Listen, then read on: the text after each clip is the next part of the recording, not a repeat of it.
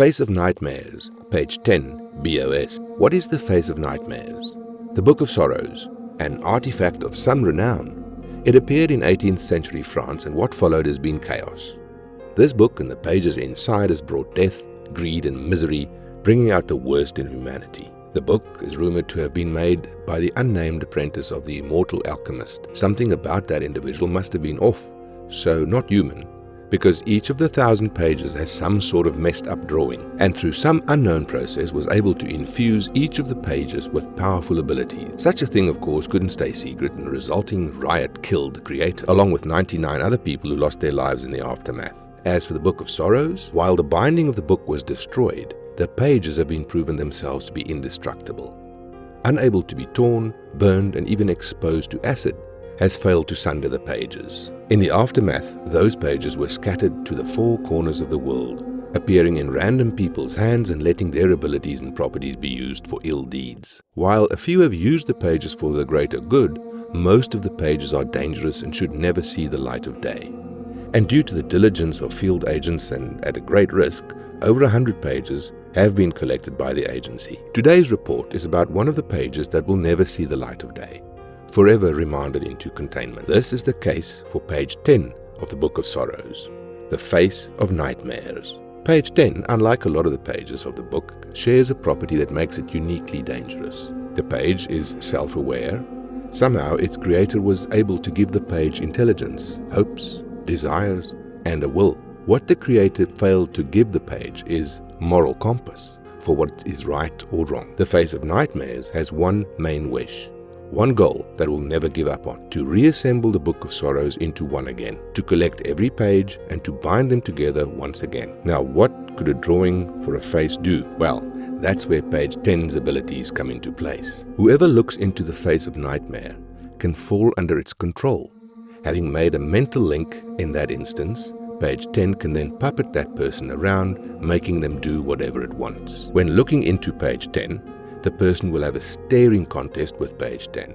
If they blink first, that will fulfill the condition that the Face of Nightmares needs to take over a body, casting the original owner of the body into a specific nightmare, usually to keep its host from potentially fighting back and free themselves, all for its goal to gather the pages. Once taken control of, the page will then merge itself with its new host, and the page will just look like a really terrifying tattoo. As for the nature of the nightmare the person is trapped in, an exact copy of their life, but everything that can go wrong will slowly go wrong, until their life has become a nightmare they cannot escape from, and then it'll get worse. It'll be so real that the host will have a hard time actually realizing that this isn't their life, but rather a cruel simulation designed to keep them distracted. With that out of the way, the Face of Nightmares will act. And while it can't pinpoint the location of pages, what it can do is get the general direction or vibe for where one may be located. As it gets closer to the page it senses, page 10 starts to learn more about it and generally gets an idea of what the page can do. Again, not direct knowledge, but instincts and vibes. Once located, page 10 will do everything it can to obtain the page, usually resorting to killing the owner instead of negotiating or bribery. But often the page will get its host killed because, remember, the pages of the Book of Sorrows each has their own ability, and the Face of Nightmares doesn't have a way to negate those abilities. Plus, there's nothing it does to boost its host. It doesn't make them stronger or faster or give them an unnatural defense. No, page 10 is just vicious and cunning, which it has done to great effect to obtain multiple pages. Once in its possession, the Face of Nightmares will place the pages on its host's skin, and like what happened to itself, will absorb the pages and form them as tattoos. And that's when page 10 starts to become dangerous, because once absorbed into its body, page 10 can now use the abilities of any pages it had absorbed, granting it new powerful means to collect more of the Book of Sorrows. And then it'll go on to move to the next page, and the next page, and the next page, becoming an exponential threat the further it can go. But it's not perfect. Again, the Face of Sorrows has a bad habit of underestimating those around it. This gets its host killed, and when the host dies, page 10 will emerge from its host body in a binding made of the host's skin. With the addition of every page that page 10 has collected, forming a smaller version of the Book of Sorrows, waiting for the next person to look into its eyes, and it can start its mission again.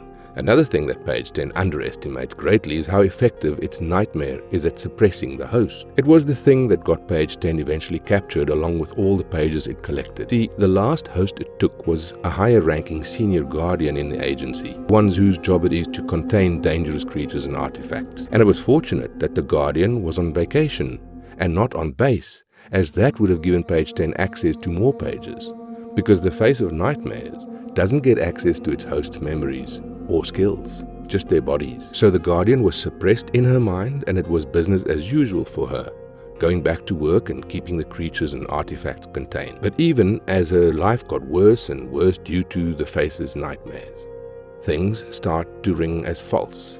Little errors and improbable things that begin to happen, stuff that rang all sorts of alarm bells in her head. And it was only a matter of time before she started to use her training, letting her eventually figure out that she was being controlled and was trapped in her own mind. So what did she do to break out of her head? Well, one of the more unusual tricks to break a possession is to trigger another possession.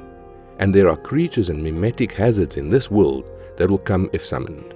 So she summoned possession after possession after possession, making her body a calling card for the creatures waiting for a chance to take anybody. And page 10 couldn't compete with the onslaught of ghosts.